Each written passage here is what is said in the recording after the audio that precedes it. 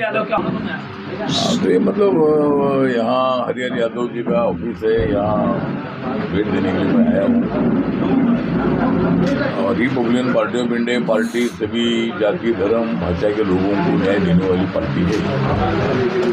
बाबा साहब अम्बेडकर जी के संविधान का भारत खड़ा करने के लिए हम आगे बढ़ रहे हैं।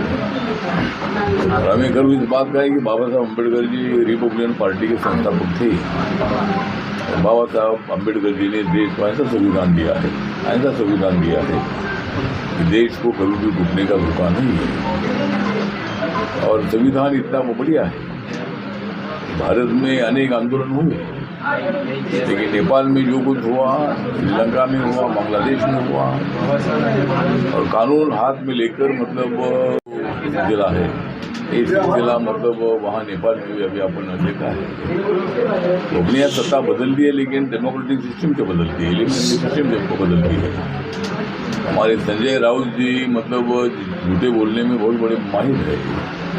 और वो बोलते हैं कि भाई यहाँ अपने देश में, महाराष्ट्र में और अपने देश में भी ऐसी स्थिति पैदा हो सकती है।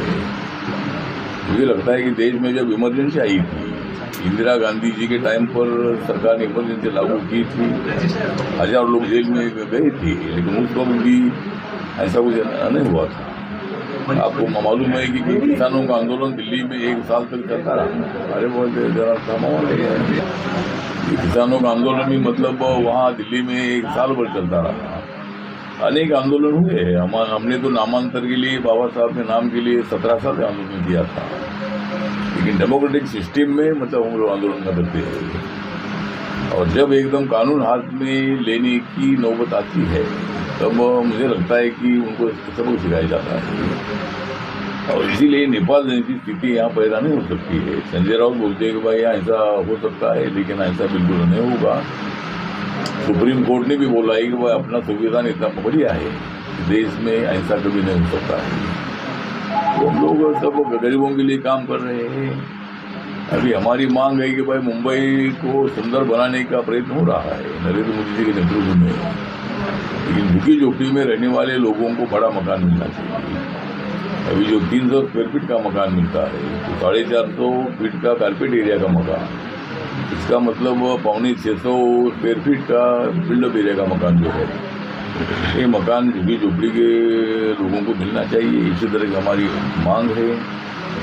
उसके साथ साथ मुंबई का जो ट्रैफिक है, उस ट्रैफिक को ठीक ठाक करने के लिए और भी कोई नया मतलब कोई और ब्रिज जो है, 10-12 डायरेक्ट ओवर ब्रिज अगर बनते हैं, तो ट्रैफिक में लोगों का टाइम जाता है वो थोड़ा सा नहीं जाएगा।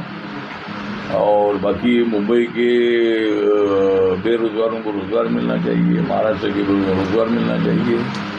इसी तरह आरपीआई का काम चल रहा है।